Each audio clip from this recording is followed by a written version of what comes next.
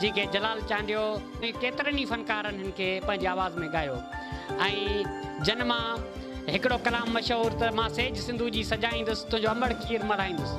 सिंध धरती जे मशहूरु शाइर साईं शबीर सियालवट। वीन्स इंटरनेशनल प्रोडक्शन हैदराबाद में क़ाइमु थी, जंहिंमें चाकर चांडी मुंहिंजो पहिरियों कलाम ॻायो आहियां प्यार तुंहिंजे जो मां प्यासड़ी।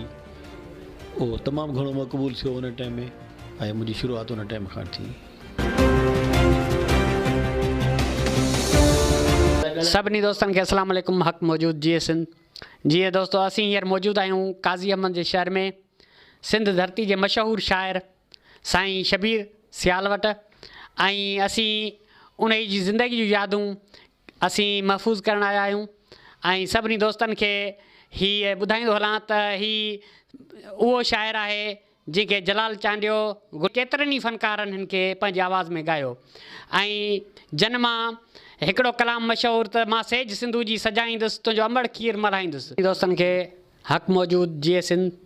जीअं दोस्तो, असीं मौजूदु आहियूं काज़ी अहमद जे शहर में ऐं उतां जी हिकिड़ी तमामु वॾी शख़्सियत साईं शबीर सियाल साहिबु, जेको सिंध जो मशहूरु शाइर आहे, जंहिंखे जलाल चांडियो बि ॻायो, गुलशेर तीवणे, दिलशेर तीवणे ऐं ॿियनि केतिरनि ई फनकारनि हुनखे ॻायो। ऐं हुन जी शाइरी तव्हां बि ॿुधी हूंदी। जलाल चांडियो जी आवाज़ में सॼण ॿई गॾु हुयासीं, हलो हे ॾींहुं हूंदा हुआ। ऐं दिलशेर तीवणे जी आवाज़ में तव्हां ॿुधो त मां सेज सिंधू जी सजाईंदुसि तुंहिंजो अंबड़ खीर मल्हाईंदुसि।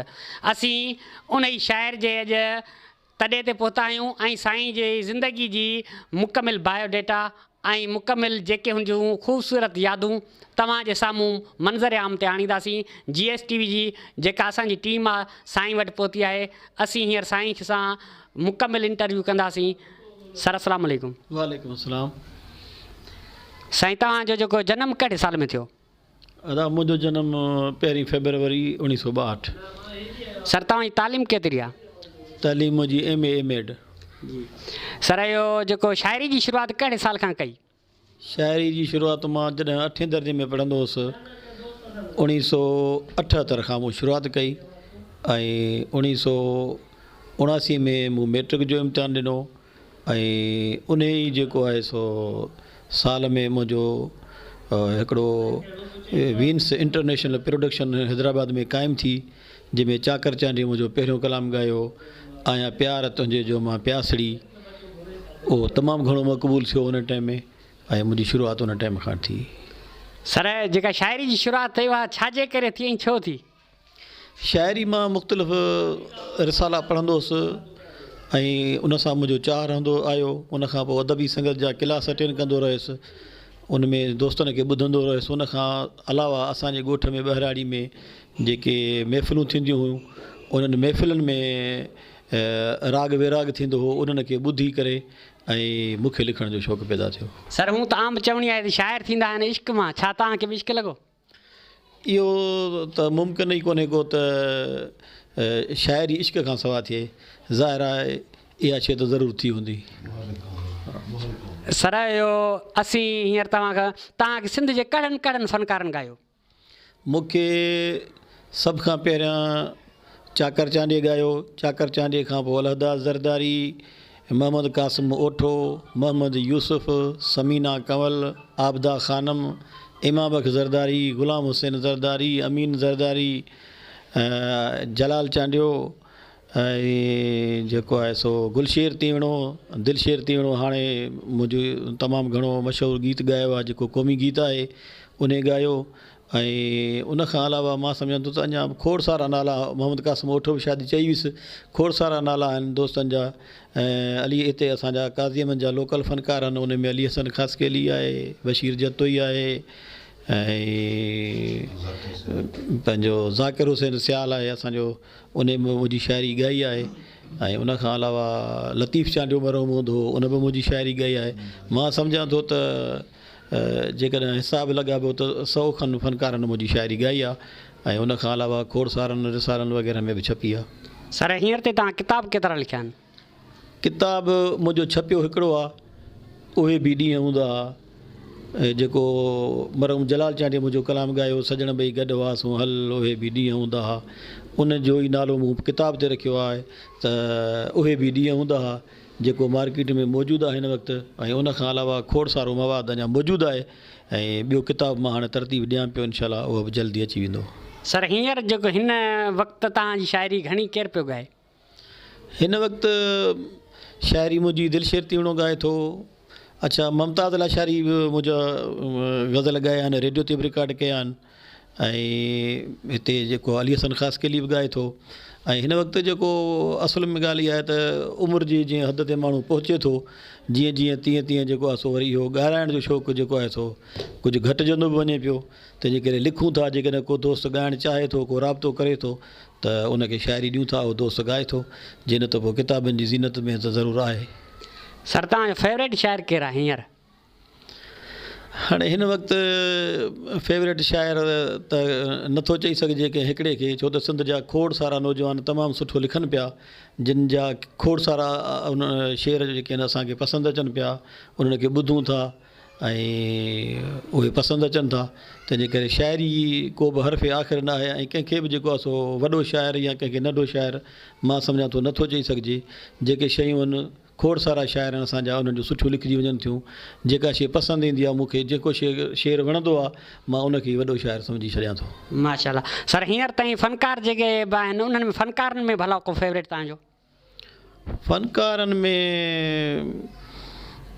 हाणे जेको ॾिसो न, हाणे हींअर असांजे सिंध में मुमताज़ लाशारी सुठो ॻाए पियो।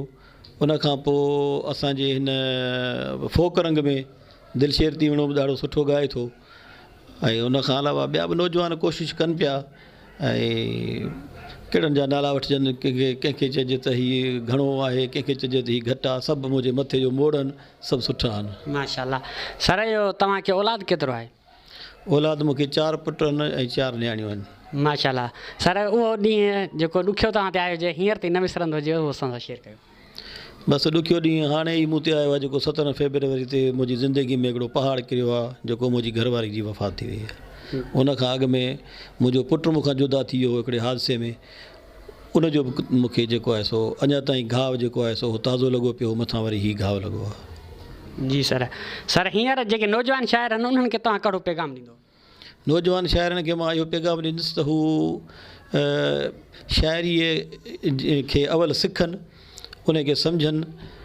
चवंदा आहिनि त ॾात सां गॾु ॾांव ज़रूरी आहे, तंहिंजे करे ॾांव ज़रूरु सिखनि, शाइरी करण जो इल्मु उरूज़ खे ज़रूरु सिखनि।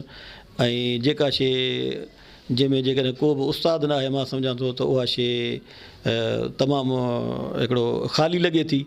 उनजे करे बहितरु आहे त कंहिंखां इस्लाह वठनि ऐं इस्लाह खां पोइ ई उहा शइ जेका आहे हू छपाराइनि। ऐं जेकॾहिं ॻाराइण जे हद ते आहे त भले ॻाराइनि बि, छो त इहे सभु असांजा ज़रिया आहिनि, इलेक्ट्रॉनिक मीडिया ऐं प्रिंट मीडिया, इहे सभु कुझु असां जो हिसो आहिनि।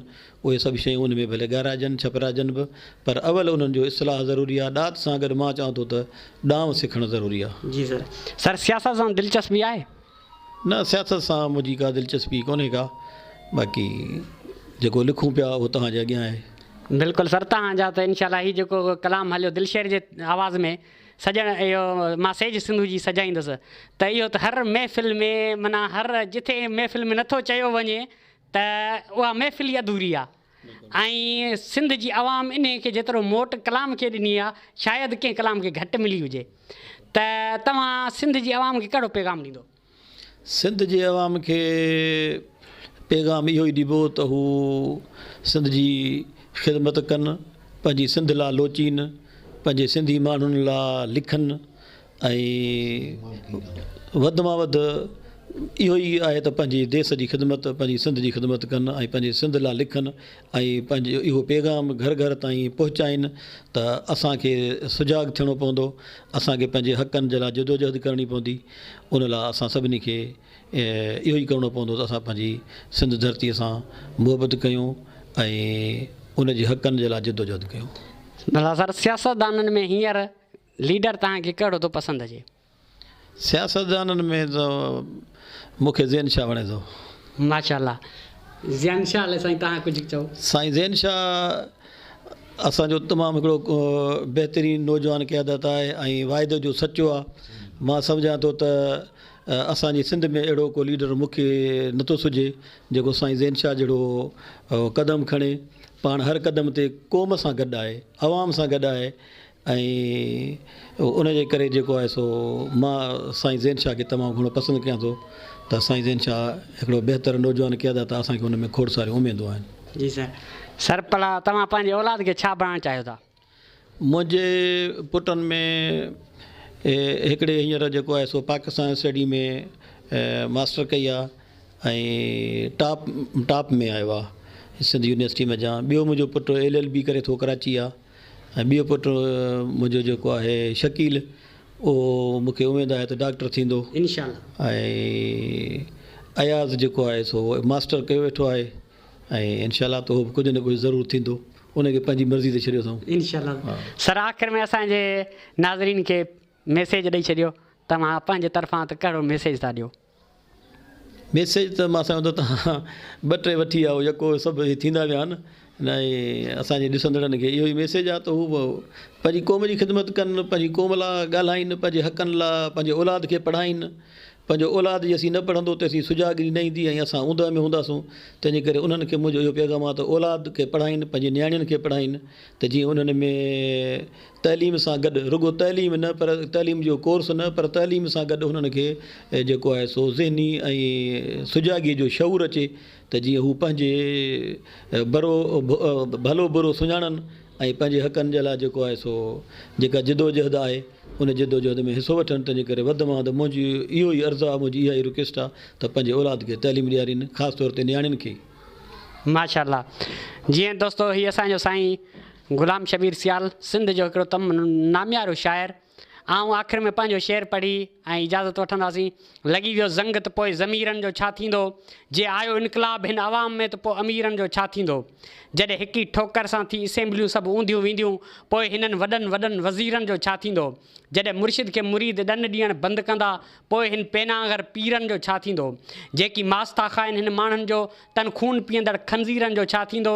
जॾहिं बाग़ी थी बीहंदा ही नौजवान सभु पोइ तुंहिंजे बंगलनि ऐं जागीरनि जो छा थींदो। जॾहिं वॾेरनि ऐं वज़ीरनि खां पाक थींदी मुंहिंजी धरती पोइ हिन पेट पालतू बेज़मीरनि जो छा थींदो। हक़ ग़ुलाम हैदर जे तूं पान न वठी सघे पोइ तुंहिंजे पोयरनि जे तदबीरनि ऐं तक़दीरनि जो छा थींदो। हक़ मौजूदु जी सिंध।